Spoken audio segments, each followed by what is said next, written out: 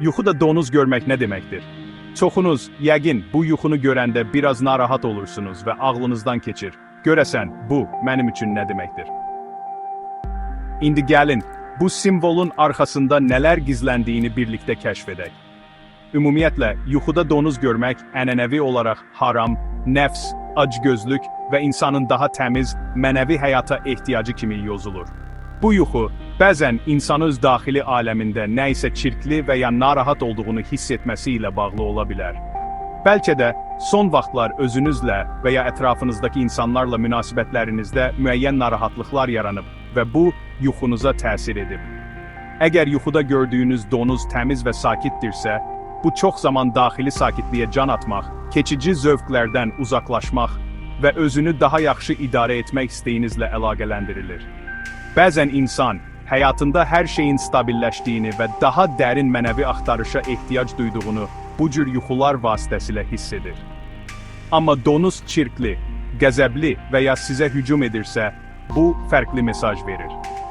Belə yuxu, təhlükəli bir münasibətə, haram qazanca və ya vicdan əzabına işarə edə bilər. Həyatınızda hansısa qərarı verəndə ehtiyatlı olmaq, nəfsinizə uymamaq və doğru yoldan sapmamaq üçün bir xəbərdarlıq ola bilər. Özünüzü və ətrafınızdakı insanları yenidən dəyərləndirmək üçün bir fürsət kimi baxın. İslam dinində donuz haram sayıldığı üçün, bu yuxu adətən mənəvi xəbərdarlıq kimi qəbul olunur.